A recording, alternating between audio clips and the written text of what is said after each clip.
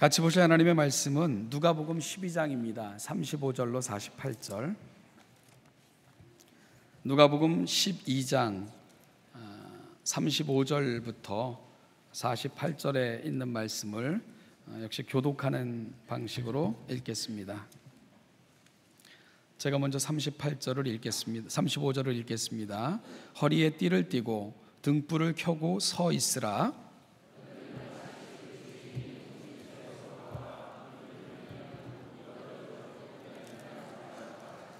주인이 와서 깨어있는 것을 보면 그 종들은 복이 있으리로다. 내가 진실로 너희에게 이르노니 주인이 띠를 띠고 그 종들을 자리에 앉히고 나와 수종 들리라.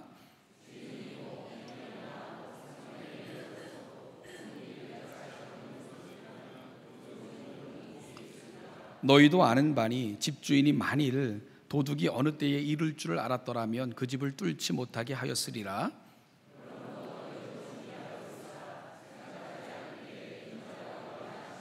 베드로가 여짜오되 주께서 이 비유를 우리에게 하심이니까 모든 사람에게 하심이니까?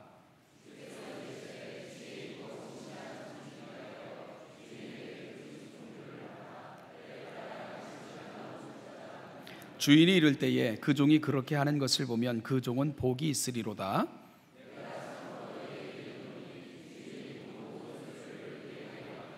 만일 그 종이 마음에 생각하기를 주인이 더디 오리라 하여 남녀 종들을 때리며 먹고 마시고 취하게 되면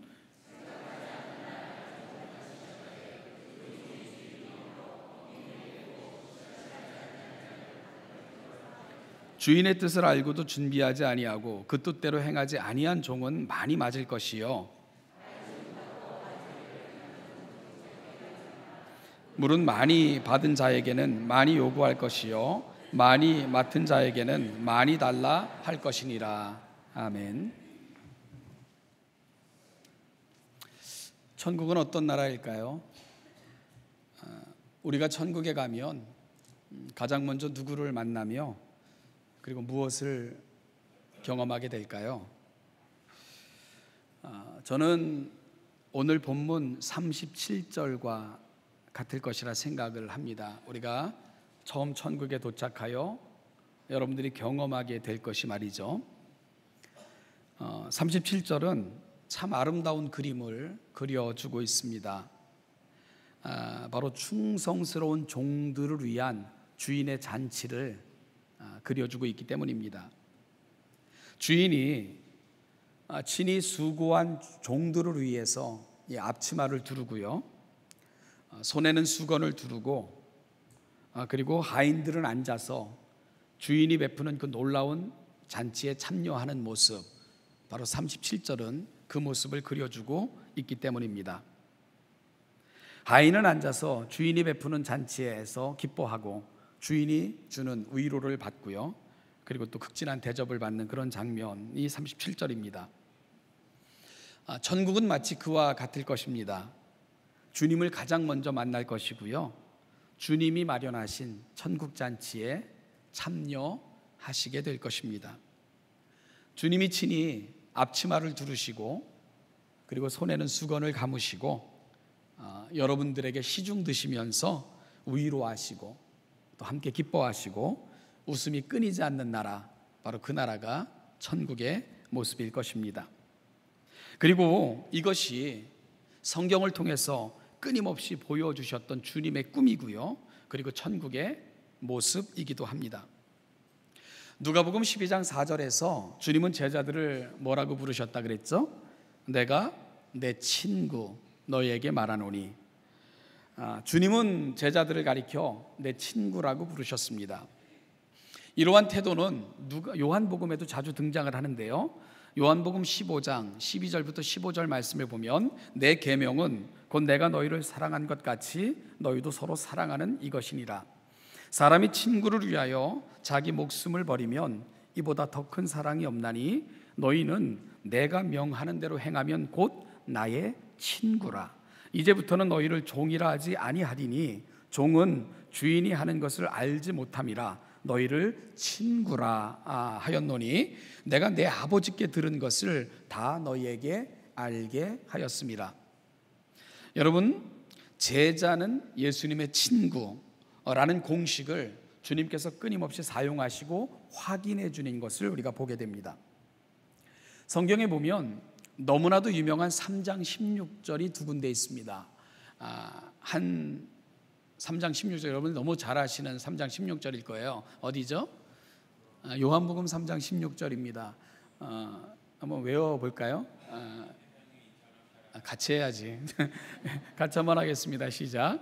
하나님이 세상을 이처럼 사랑하사 독생자를 주셨으니 이는 그를 믿는 자마다 멸망하지 않고 영생을 얻게 하려 하심이라. 아멘. 이전 성경은 저를 이라고 번역돼서 지금 그를 이라고 바꿨네요. 이것이 우리가 너무 잘 아는 한 3장 16절입니다. 바로 요한복음 3장 16절이죠. 그런데요, 또 한 유명한 3장 16절이 있습니다.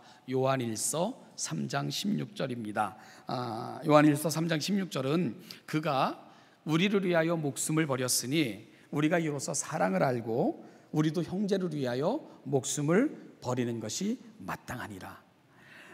여러분 놀라운 일치죠. 그죠? 두 성경 다 누가 쓴 겁니까? 요한이 쓴 것입니다. 의도적으로 그랬을까? 그럴 수도 있어요. 왜냐하면 요한은 문학적인 소양을 담지한 대단한 신학자이기 때문입니다. 요한복음 3장 16절은 하나님께서 우리 가운데 허락하신 놀라운 은혜를 담고 있는 구절이라면 요한일서 3장 16절은 이 은혜를 받은 우리가 어떤 삶을 살아야 될 것인가에 대한 요청을 담고 있습니다. 주님은 우리를 위해 목숨을 버리시고 이 사랑을 받은 사람들은 형제들을 위해 목숨을 버리는 자리까지 나아갈 수 있다. 그리고 그것이 진정한 주님의 사랑을 받은 자들의 모습이다 하고 요한은 설명하고 있습니다. 요한복음 3장 16절은 주님의 말씀을 기록하고 있는 거죠. 주님께서 니고데모와의 대화 끝에 주신 말씀, 하나님이 세상을 이처럼 사랑하사. 반면에 요한일서 3장 16절은 믿는 자들을 향한 요한의 권면입니다. 결국 요한이 믿는 자들을 향해 하고 있는 권면은 주님을 너무나도 닮아 있다는 것을 우리가 확인할 수 있는 거죠. 주님께 받은 사랑으로 인하여 요한은 사랑을 알게 되었다, 이렇게 고백을 합니다. 그리고 이 사랑을 알고 나니까 사랑하지 않을 수 없게 되었다. 그러면서요, 그가 받은 사랑은 목숨을 주시면서까지 사랑하신 것이기 때문에 이 사랑을 받은 자는 마땅히 친구를 위해 목숨까지 버리는 그 자리까지 나아갈 수 있는 거다, 이렇게 설명하고 있는 겁니다. 사랑이 되물림되고 있는 거예요. 교회가 가야 될 자리입니다. 사랑의 되물림, 은혜의 되물림, 이것이 바로 교회가 가야 되는 자리라고 요한은 설명하고 있는 거죠.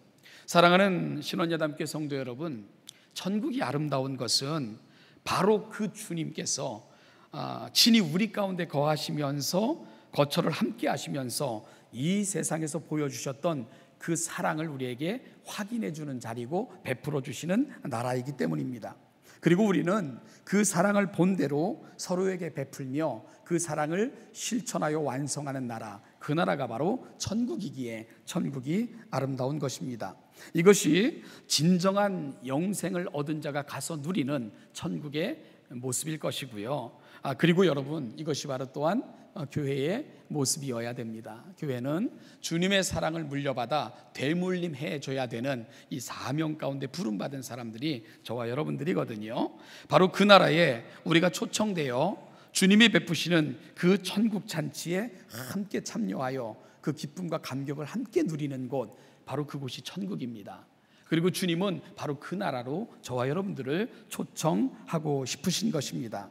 그래서 주님은 천국 잔치의 비유를 통해 우리가 천국에 이르는 것과 그곳에서 경험하게 될 사건을 잔치라, 이렇게 표현하고 계신 것이 바로 그러한 이유입니다. 여러분들이 천국에 이르면 주님이 마련하신, 그분이 친히 베푸시고 여러분들에게 시중 드시면서까지 그리 여러분들에게 베푸시는 그 놀라운 은혜 가운데 여러분들이 참여하게 될 것입니다.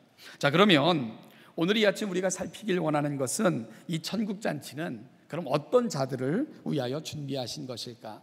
누가 이 천국 잔치의 기쁨에 감사함으로 참여할 수 있을까? 오늘 본문을 잘 살펴보면요, 저와 여러분들이 지금까지 나누었던 말씀에 어찌 보면 최종적 결론과도 같은 그런 역할을 하는 것이 오늘 저와 여러분들이 함께 읽은 본문입니다. 오늘 본문은 16절 이하에서 우리가 들었던 비유가 있죠. 여러분, 어떤 비유였죠? 한 부자의 비유, 그죠? 한 부자가 소출이 풍성하여 창고를 더 크게 짓고 내가 그 소출을 쌓아놓고 평생 즐기며 살리라, 이렇게 결심했던 한 부자의 비유를 주님께서 들려주셨지 않습니까? 그런데 오늘 본문에는 누가 등장하냐 하면 선한 청지기가 등장을 합니다. 그리고요, 16절 이하에 등장했던 한 부자와 오늘 본문에서 등장하는 선한 청지기는 아주 극명한 대조를 보여주는 역할을 하고 있는 것을 우리가 확인할 수 있게 되죠. 16절 이하의 부자, 그리고 42절 이하의 청지기, 여러분, 어떤 극명한 대조가 이루어지고 있습니까? 먼저 16절 이하의 부자는 관심이 누구에게 집중되어 있었죠? 나에게 집중되어 있었죠. 그래서 내 것, 내 곡간, 내 곡식, 심지어 내 영혼, 이러면서 모든 관심이 나에게 집중되어져 있던 인생이 바로 16절 이하의 비유 속에 등장하는 부자의 모습이었습니다. 반면에 42절 이하에서 등장하는 청지기의 그 초점은 누구에게 맞춰져 있죠? 주인에게 맞춰져 있습니다. 오직 주인이 부탁하셨기에, 그리고 주님의 시간 속에서 주님의 것을 가지고 주님을 기쁘시게, 이렇게 주인에게 맞춰져 있는 것이 바로 청지기 비유에서 그 청지기가 갖고 있었던 초점이죠. 16절 이하에서 여러분, 부자의 목표는 뭡니까? 나의 만족입니다. 그리고 나의 영광입니다. 내 영혼아, 먹고 마시고 즐기자, 충분히 예비됐다. 이것이 바로 그의 목표였습니다. 반면에 이 42절 이하의 청지기의 비유 속에서 그 청지기의 목표는 뭐냐? 그러면 주인의 뜻입니다. 그리고 주인의 기쁨이 되는 것, 이것이 바로 청지기의 목표라고 설명하고 있죠. 여러분, 결과는 어떻게 차이가 나죠? 16절 이하의 이 부자의 비유에서 이 부자는 자기 인생을 자기가 책임져야 되는데, 참 안타까운 것은 자기의 미래는 책임질 수 없다는 이런 한계를 이 부자의 비유를 통해서 주님은 들려주셨습니다. 모든 것이 구비되었으니까 이제 먹고 즐길 일만 남았다 그랬는데, 결론이 어떻게 됩니까? 오늘 밤 네 영혼을 다시 찾을 것이다, 이렇게 끝나는 것이 16절 이하의 비유입니다. 여러분, 영혼도 내게 속해 있다고, 모든 것이 다 내 것이라고 주장했지만 어떤 것도 자기 것이 아닌 것을 확인받고 만 거죠. 반면에 42절 이하에서 청지기의 비유의 결과는 어떻게 갑니까? 그 인생 주인이 책임져 주십니다. 주인의 영광에 참여할 수 있게 됐고요, 주인의 섬김을 받는 존귀한 자로 그 인생이 결론 나는 것을 우리가 발견하게 됩니다. 여러분, 이런 놀라운 대조를 16절 이하의 이 부자의 비유와 그리고 42절 이하의 청지기의 이야기를 통해 누가는 극명한 대조를 보여주면서 저와 여러분들에게 전하고자 하는 메시지가 있습니다. 누가가 전하고자 하는 메시지, 그 핵심은 뭘까? 그것은 바로요, 천국잔치에 참여하는 인생들이 되시라는 것입니다. 그 천국잔치는 우리가 준비하여 마련하여 베풀 수 있는 잔치가 결코 아닙니다. 그 잔치는 그리고 이 세상에서 참여할 수 있는 잔치가 아니고요, 이 세상을 떠난 후에 우리가 다다르게 되는 그곳에서 주인께서 친히 베푸셔서 우리에게 배설해 주시는 잔치, 그것이 바로 우리가 경험할 천국잔치라고 누가는 설명하고 있는 거죠. 문제는 누가 그 잔치에 참여할 수 있는가, 누가 이 영광을 마음껏 누릴 수 있는가, 거기에 문제가 있겠죠. 여러분, 바로 그 나라의 주인이신 하나님의 초청을 받는 자들이 참여할 수 있습니다. 여러분, 그들은 이 세상에서 주인의 뜻을 따라 살아가는 선한 청지기로서 삽니다. 그리고 이 세상에서 맡겨진 일을 잘 감당하면 후에 그 나라에서 그 일을 맡기신 그분께서 친히 잔치를 베풀어 주신다고 설명합니다. 주인이 영접하고요, 그리고 친히 주인이 앞치마를 두르고요, 손에는 수건을 감고요, 그리고 마치 이 땅에서 우리가 종처럼 살았는데 그 일을 부탁하신 그 주인께서 우리의 종이 되셔서 친히 우리에게 베푸시고 우리를 섬겨주심으로 우리 가운데 놀라운 기쁨을 주시는 잔치, 그 잔치가 여러분들이 천국에서 누리게 될 잔치라고 그리 누가는 설명하고 있는 것입니다. 여러분, 흥분되지 않나요? 여러분들께서 천국에 이르렀을 때 주님을 제일 먼저 만나고 그분이 이끄셔서 가신 곳에 보니까 놀라운 잔치가 배설되어 있고요. 주님이 우리의 시종처럼 앞치마 두르시고 그분이 친히 수건 감으시고 우리에게 시종 드시면서 그렇게 베풀어 가시는 잔치, 그것이 바로 천국 잔치라고 설명하고 있는 겁니다.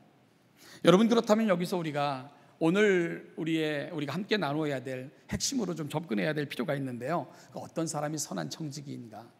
선한 청지기는 어떤 삶을 살아가는 사람들을 말하는 걸까? 이것이 중요해졌죠.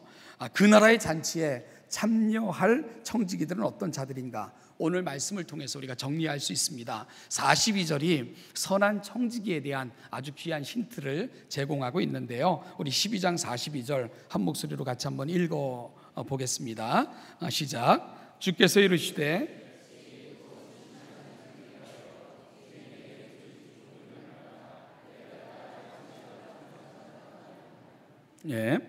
거기에 보면 청지기의 조건으로 두 가지 항목이 제시되고 있습니다. 하나는 지혜 있고 진실한 청지기, 이것이 선한 청지기의 조건으로 제시가 되어 있습니다. 그리고 이 지혜롭고 진실한 청지기는 주인의 뜻을 알아 때를 따라 양식을 나눠주는 것으로 그들의 사명을 감당하게 되죠. 선한 청지기의 첫 번째 조건이 뭐라고요? 지혜가 있어야 된다는 것입니다. 그런데요, 이 지혜는 어떤 지혜이냐? 36절부터 40절 말씀이 청지기가 가져야 될 지혜를 설명해 주고 있는데요, 그것은 이 선한 청지기가 소유해야 될 지혜는 두 가지 면으로 달려갑니다. 첫째는 뭐냐면 내가 누군가를 아는 지혜예요. 그리고 두 번째는 시대를 분별하는 지혜입니다. 이것이 청지기가 가져야 될 지혜의 핵심적 항목들입니다. 뭐라고요? 내가 누군가를 아는 것과 그리고 때를 분별할 줄 아는 지혜, 이것이 청지기에게 요청되는 지혜입니다. 나는 누구인가? 나는 청지기라는 사실을 잊지 말아야 한다는 겁니다. 선한 청지기는 자신에게 맡겨진 모든 것들은 주인의 것임을 놓치지 않습니다. 이것이 바로 청지기가 가져야 될 아주 분명하고 중요한 자기 이해입니다. 여러분, 우리가 청지기라 할 때 우리는 너무 잘 듣잖아요. 우린 청지기입니다. 그런데 청지기는 내려놓아야 되는 것이 있어요. 그것이 뭡니까? 내 생명도 내 소유도 내게 주어진 모든 것들이 내 것이 아닙니다. 이 부분이죠. 여기서 당혹스럽죠. 아니, 내가 수고하고 내가 노력하고 내가 애써서 얻은 것들인데 내 것이 아니라니요. 억울하죠. 그래서 여러분, 고백은 그렇게 하면서도 사실은 쉽게 납득하기가 어려운 거예요. 수긍이 잘 안 되는 부분이 청지기라는 말 속에 담겨져 있다는 거죠. 그런데 한번 잘 생각해 보세요. 여러분, 내가 노력해서 얻은 것들인데 이게 왜 남의 거예요? 이 부분, 이와 같은 생각이 얼마나 엉터리라는 것을 여러분 아셔야 됩니다. 왜냐하면 세상에서 귀한 것들은 여러분 다 공짜로 주어지는 것들이거든요. 생각해 보세요. 여러분, 이 세상에서 가장 귀한 것들은 우리 돈 가지고 살 수 없어서 하나님이 다 무상으로 주신 겁니다. 생명, 공기, 햇빛, 물, 바람, 땅. 이거 여러분들이 조건입니까? 아니잖아요. 농부가 거두는 모든 것들, 부자가 소출이 풍성했지 않습니까? 여러분, 아무리 노력을 많이 해도 적당한 때에 비를 주시고 그리고 땅이 있어야 되는 거고 공기가 있어야 되는 거, 이 모든 것들은 공짜로 사용한 것뿐입니다. 그런데 어찌 소출, 눈에 보이는 소출을 내 것이라고 주장할 수 있겠어요? 엉터리죠. 여러분, 우리가 한순간이라도 살아갈 수 있는 거, 있을 수 있으려면 공짜로 주어진 것들 때문이에요. 그런데 공짜로 주어진 것들 때문에 살면서 어찌 내 모든 것이 내 것이라고 우리가 주장할 수 있겠는가? 이 생각이 얼마나 바보 같고 엉터리라는 걸 우리가 알 수 있겠죠.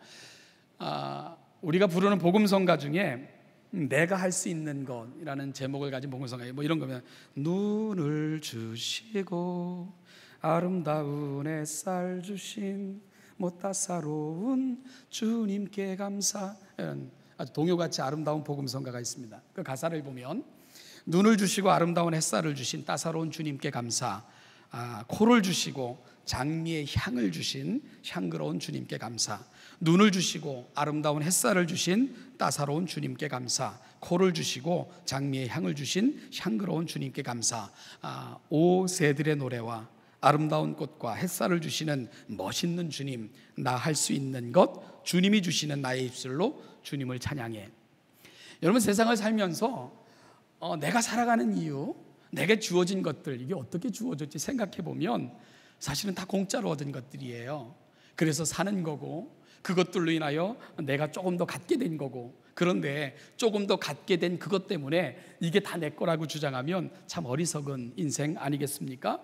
그래서 이 복음성가를 지은 작사자는 이 모든 걸 생각해 보니까 내 입 가지고 할 수 있는 것은 한 가지밖에 없다는 거죠. 이 모든 것을 주신 주님을 찬양할 수밖에 없는 거, 그것이 바로 내 인생에서 모든 걸 돌아보니까 할 수 있는 것은 찬양밖에 없더라, 이런 고백을 들려주고 있는 겁니다. 사랑하는 여러분, 선한 청지기의 지혜는 어디로 간다고요? 내가 누군가를 아는 것으로 가는 겁니다. 나는 청지기입니다. 내게 주어진 모든 것들은 그분께서 잠깐 맡겨주신 것입니다. 이것이 청지기로서 결코 놓치지 말아야 될, 분명히 해야 될 가장 중요한 고백인 것을 오늘 이 아침 우리도 확인할 수 있기를 바랍니다. 또한 청지기가 소유해야 될 두 번째 지혜는 뭐라고요? 때를 분간하는 지혜입니다. 때를 분간하는 지혜. 그런데 이 때는 종말과 연결이 되어 있어요. 다른 말로 하면 언젠가는 맡겨진 일을 마치고 그 맡겨진 일에 대하여 주인과 함께 앉아 샘함을 받을 날이 있다. 이것이 청지기가 가져야 되는 또 다른 지혜입니다. 여러분, 언젠가는 우리에게 주어진 이 일생이 끝납니다. 일생 아니겠어요? 나는 영원히 여기 머물 수 없어요. 나의 본향은 여기가 아닙니다. 나의 영원히 살 집은 천국입니다. 그래서 여러분, 진짜 창고가 필요한 곳은 어디냐면 오래 영원히 살 거기에 창고가 필요한 것입니다. 이 땅에서는 사실 우리의 창고가 필요하지 않아요. 왜냐하면 우리는 잠시 머물다 갈 나그네와 같은 인생이기 때문입니다. 그래서 여기다 창고를 지어놓으면 어려움이 많아요. 두고 떠나기도 어렵고, 그리고 그거 지키려니까 힘들고, 그거 비워지면 근심되고. 여러분, 그런데 우리 하늘 창고가 더 중요하지 않겠어요? 왜냐하면 거기서 우리 영원히 살 것이기 때문에 그렇습니다. 이게 바로 청지기가 소유해야 될 또 다른 지혜의 항목입니다.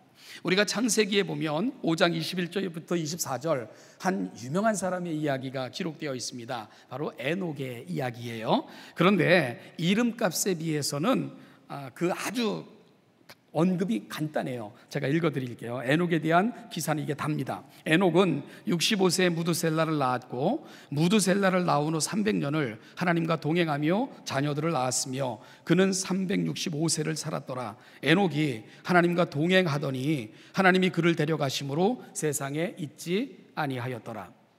이게 우리가 알고 있는 에녹, 죽음을 보지 않고 하늘에 올라간 그 유명한 믿음의 선배. 그런데 그 이름값에 비해서는 그 언급이 매우 간단합니다. 여러분, 한 일이라고는 뭐죠? 조금 쉽게 표현하면 애를 낳은 것밖에 없어요. 그러니까 에녹의 기사는 애를 낳았다, 이거밖에 사실 다른 기록이 없습니다.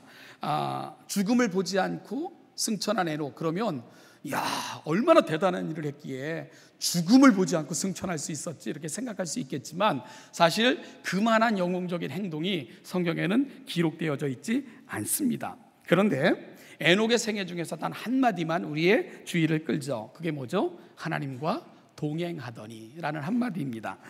여러분, 동행이라는 말은 함께 거닐었다, 하나님과 뜻을 맞춰 보조했다, 보조를 맞췄다, 이게 동행이라는 말이 갖고 있죠. 그런데 에녹이 하나님과 동행했다 하는 기록이 등장하는 그 시점이 매우 중요합니다. 언제 그 고백이 등장하냐면 65세 때, 에녹의 나이 65세 때 아이를 낳고 그 이후로 300년 동안 하나님과 동행했다, 이렇게 에녹의 인생이 펼쳐지거든요. 그러니까 여러분, 65세 때 무슨 일이 있었다고요? 애를 낳은 거예요. 그 애의 이름이 누굽니까? 무두셀라. 무두셀라는 왜 유명하죠?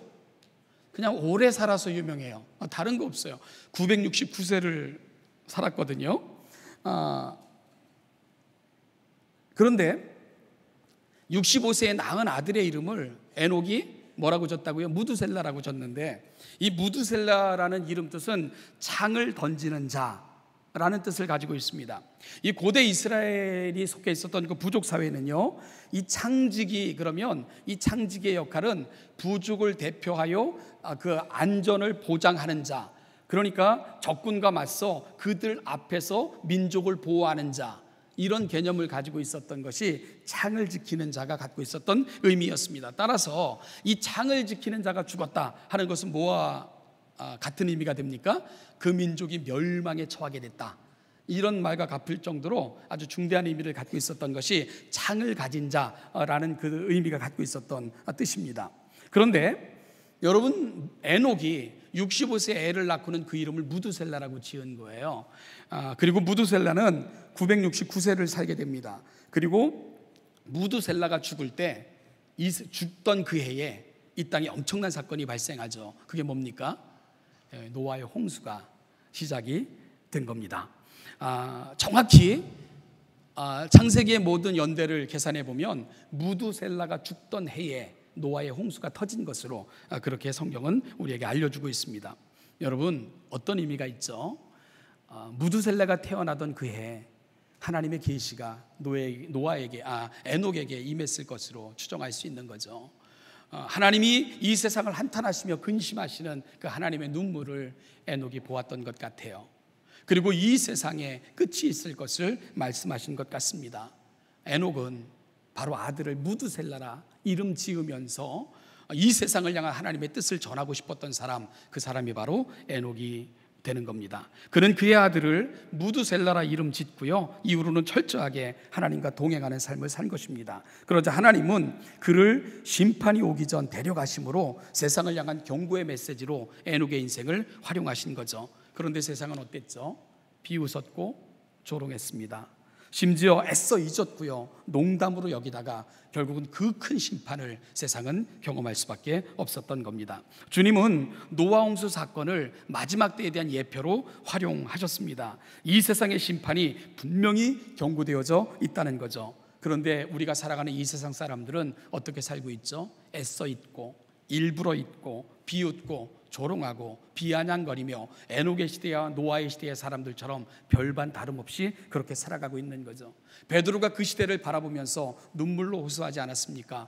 이 세상의 마지막은 어떠니 없다고 하는 것처럼 없는 것도 아니고, 그리고 또한 이 하나님의 그 심판이 취소된 것도 아니다. 단지 이 세상을 향하여 하나님이 기다리시고 있는 기간 중이다. 더 많은 사람들이 하나님의 잔치, 그 영광에 참여하기를 소망하시며 하나님의 기다리심, 이 세상의 의미가 하나님의 기다리심인 것을 그렇게 모르겠느냐. 안타깝게 베드로는 그렇게 이야기할 수밖에 없었던 거죠.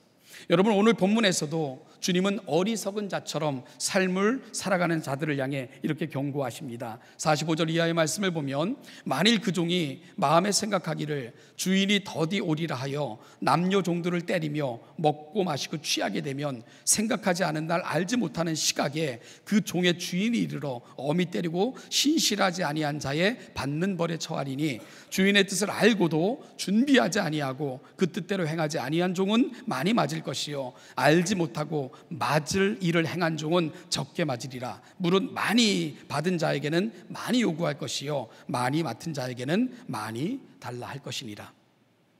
청직이라는 고백을 가진 사람들은 어떻게 살아야 됩니까? 지혜 있는 자처럼 살아야 됩니다.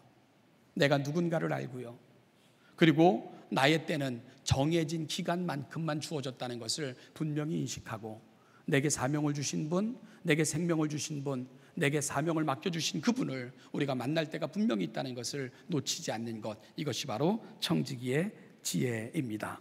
두 번째로, 선한 청지기의 두 번째 특징은 진실하게 맡겨진 일을 감당하는 것으로 그렇게 주님은 표현하고 계십니다.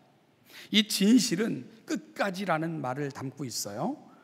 처음 예수 믿을 때의 마음으로, 처음 직분 받을 때의 심정으로, 처음 안수 받았던 때의 그 다짐으로 끝까지 충성스럽게 그 직분을 감당하는 것을 진실이라는 말이 담고 있습니다. 여러분, 그리고 그런 마음으로 내게 맡겨진 일들에 최선을 다하는 것입니다.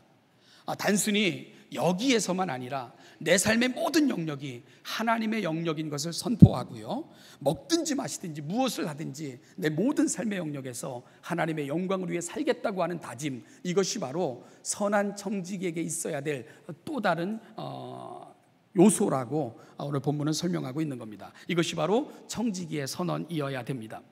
여러분, 최선을 다할 때 이 최선을 다한다는 게 어떤 걸까요?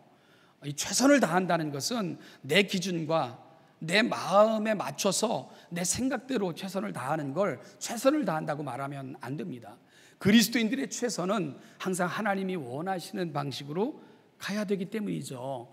주님의 마음에 맞지 않는 최선은요, 더 많은 문제를 만들어낼 수 있기 때문이에요. 그래서 이 최선을 다한다는 개념을 우리가 성경적으로 다시 정립해야 됩니다.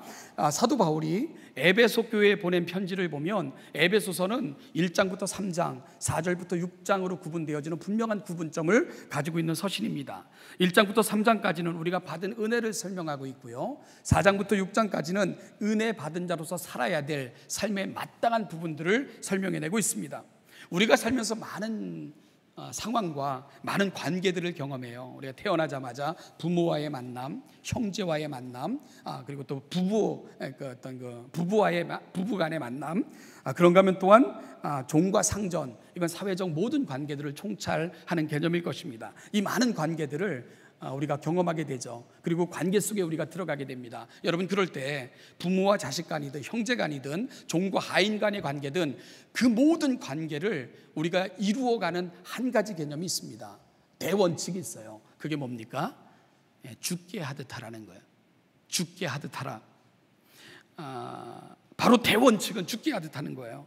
부부간의 관계도 서로가 죽게 하듯 하는 거고요, 자녀와의 관계도 주님께 하듯 하는 거고요, 종과 상전, 우리가 만나는 사회적 모든 관계 속에서도 죽게 하듯 하는 겁니다. 요즘 그 휴가철을 이렇게 지나오면서 이 어글리 코리안이라는 말들이 참 많이 들려지는 것 같아요. 창피하고 굉장히 속상한데요, 얼마 전에 그 공항에서 벌어졌던 천태만상을 뉴스가 보도를 하대요. 정말 그 온갖 물건들을 싹쓸이 하듯 그리 사오는 사람들, 걸리니까 발뺌하고 온갖 추태를 부리고요, 출국하는 사람들에게 술은 안 됩니다. 그랬더니 그 자리에서 술을 벌컥벌컥 마시면서 욕하고 막 그 검색대다 들이부면서 이 난리를 쳐대고, 심지어 집안의 쓰레기를 가져다가 공항에 갖다 버리는 이런 사람들도 있고요, 직원들에게 욕지거리하고 부끄러움이 드러나면 그걸 감추려고 더 악쓰고, 이게 죄의 본성이죠. 아무데나 가서 낙서하고 여행지에서 놀다 간 해변에는 쓰레기가 넘쳐나고, 거리마다 담배꽁초가 넘쳐나고, 술병이 뒹굴고, 세상에 이런 나라는 없을 것입니다. 세상 어느 나라를 가봐도 저는 이런 나라는 본 적이 없는 것 같아요. 저는 에베소서 4장 13절 말씀을 너무나도 좋아합니다. 표준 세번역으로 읽어보면, 그리하여 우리 모두가 하나님의 아들을 믿는 일과 아는 일에 하나가 되고 온전한 사람이 되어 그리스도의 충만하심의 경지에까지 이르게 됩니다. 내가 은혜를 받았다는 것은 말씀을 통해 알게 됩니다. 그리고 은혜 받은 사람들은 말씀을 행하며 삽니다. 말씀이 축이 되어 고백과 행함을 만들어내는 거죠. 요즘 사회적 이슈가 되고 있는 게 한 장성 가정의 갑질 논란, 인터넷마다 뜨거운데요, 오늘만의 이야기는 아닌데 시대적 상황과 더불어 굉장히 크게 부각되고 있는 것 같습니다. 사건의 정황과 본질을 차치하고서라도요, 그들이 그리스도인이다 이러면 또 새벽 기도에도 나가고 이런 얘기를 들으면 왜 그리 우리가 화들짝 놀라게 되는지, 낯이 뜨겁고 속상한지 모르겠습니다. 지금까지 너무나도 많은 사회적 명망이 있었던 분들이 비리와 부정, 갑질 논란에 휩싸였는데 그때마다 그리스도인이라는 말들을 매스컴은 앞다투어 보도를 했어요. 그래서 유독 그리스도인들이 많은 것처럼 오도하는 이런 일들이 많이 벌어졌죠. 그런데 여러분, 전 한편으로 감사했어요. 왠 줄 아세요? 여러분, 우리 그리스도인들이 이렇게도 많이 사회적 각 분야 속에 진출해 있다는 거, 이거 감사한 일입니다. 그 놀라운 영향력을 미치는 자리까지 하나님께서 그들을 올려주셨다는 거, 이거 굉장히 감사한 일입니다. 그렇지 않겠어요? 저는 여러분들도, 여러분들의 자녀들도 이런 영향력을 미치는 자리까지 하나님께서 높여주시기를 저는 기도하고 있습니다. 또 그렇게 되기를 소원해요. 여러분, 그래야 그리스도인들이 살아가는 삶의 영역, 좀 더 많은 영향력을 하나님의 나라를 위해 사용하며 살 수 있게 될 것 아니겠습니까? 문제는 그럴 때 하나님께서 높여주셨을 때에, 하나님께서 기회를 주셨을 때에, 하나님께서 우리에게 그 영역으로 파송해 주셨을 때에 바로 그 자리에서 선한 청지기로 살아가야 된다는 것입니다. 하나님의 말씀을 가슴에 담고 내가 누군가를 놓치지 않고 하나님이 내게 특별한 기회 주심에 감사하며 봉사와 섬김의 기회로 삼을 줄 아는 사람들, 이런 그리스도인들이 늘어가야 된다는 거죠. 매스컴에 오르내리는 사람들의 문제, 그들이 지위가 높기 때문에 문제가 아니에요. 권력이 주어졌기 때문에 문제가 아닙니다. 많은 돈을 가졌기 때문에 문제가 아니에요. 선한 청지기가 아니기 때문에 문제가 되는 거죠. 이것이 바로 진정한 문제의 본질입니다. 오늘 본문에서 주님은 선한 청지기를 설명하면서 35절에서는 허리에 띠를 띠고 등불을 켜고 서 있으라고 하시면서 42절, 43절에서는 이렇게 말씀하셨습니다. 우리 42절, 43절 같이 읽으면서 말씀을 정리하죠. 42절, 43절 같이 읽죠. 시작. 주님께서 이르시되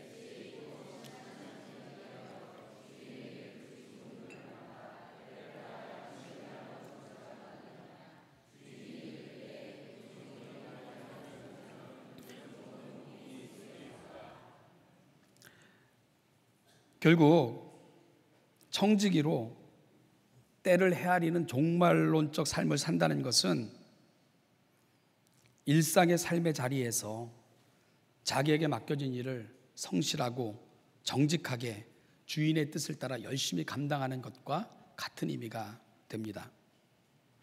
주인이 언제 오나 눈치나 보고 밖을 기웃거리면서 보초나 서고 오임받은 권세로 약한 자들을 억압하는 것이 아니라 주인이 언제 오더라도 맡겨진 자리에서 최선을 다해 충성하다가 불언간에 불시에 주인이 온다 할지라도 주인님 오셨습니까?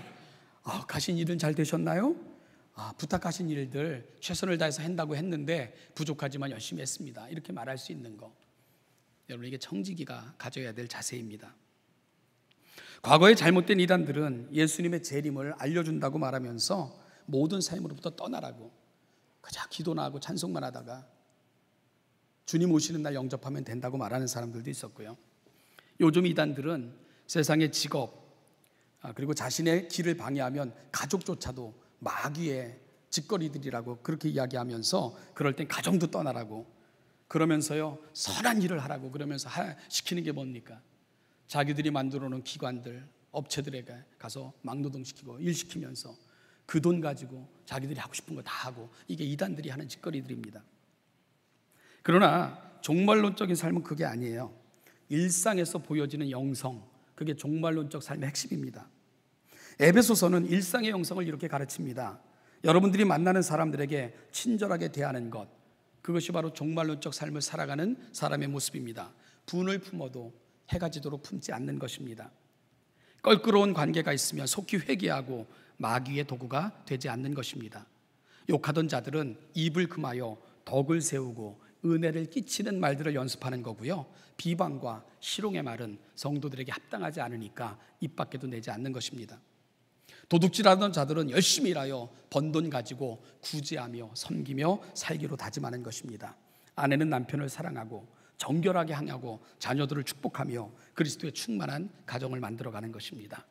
그것이 여러분 교회에서 주어진 직분이든 사회에서 주어진 직분이든 봉사와 섬김의 기회가 주어지면 이로 인하여 한 사람이라도 유익함을 얻으면 하나님 나 같은 거 쓰시니 감사합니다 고백하며 감당하는 것입니다. 내 마음이 하나님이 거하시는 성전이며 내 육체가 거룩한 사명을 위해 주신 하나님의 도구인 줄 알고 몸을 아끼고 속된 것들을 멀리하고 먹든지 마시든지 하나님의 영광을 위해 살겠다고 다짐하는 것, 여러분 이것이 바로 종말론적 영성입니다. 누구 말대로 주님 오실 날을 눈꼽아 기다리면서 일상으로부터 떠나고 영성으로부터 벗어나는 것들 다 이런 게 아니에요. 종말론적 삶은 우리 삶의 자리에서 그리스도인답게 사는 것, 우리가 살아가는 삶의 자리에서 지혜 있는 자처럼 진실하게 살아가는 것, 이것이 바로 주님이 우리가 그때 부탁하신 선한 청지기의 삶들입니다. 우리에게 주어진 모든 영역이 결국 청지기로서 부름받은 부탁받은 영역인 것을 여러분 확인하시는 것이 중요하죠. 오늘 하루하루를 하나님과 동행하는 삶을 살다가 주님께 부름받은 에녹, 여러분 그 하늘에서 베푸실 그 놀라운 잔치를 여러분 꿈꾸며 살아가는 사람들이라면 오늘 우리가 하셔야 될 일이 있습니다. 선한 청지기로 살아가는 것입니다. 그것은 여러분의 모든 삶의 영역을 하나님이 원하시고 기뻐하시는 영역으로 만들어 가시는 것입니다. 최선을 다해서 하나님 보시는 눈으로 나를 살펴 하나님 앞에 서는 것, 그것이 종말론적 영성입니다. 이렇게 사시다가 주님의 영원한 천국잔치에 다 참여하시는 우리 신원예담교회 성도들 되시기를 주님의 이름으로 축복합니다. 기도하겠습니다. 하나님 아버지 은혜와 사랑을 감사합니다. 오늘 이 아침 우리가 말씀 앞에 서서 오늘 주님이 들려주시는 음성으로 우리의 삶을 살피고 우리가 나가야 될 자리, 또한 우리가 품어야 될 생각들을 정돈하게 하신 것을 감사합니다. 하나님 아버지, 특별한 영역에서 뿐만이 아니라 우리에게 주어진 모든 것들은 마땅히 주인이 부탁하신 것임에 그 모든 영역을 통해 하나님의 영광을 드러내는 자로 살다가 영원한 천국잔치에 참여하는 주의 거룩한 백성들 되게 하여 주시옵소서. 감사드리며 예수님의 이름으로 기도하옵나이다. 아멘.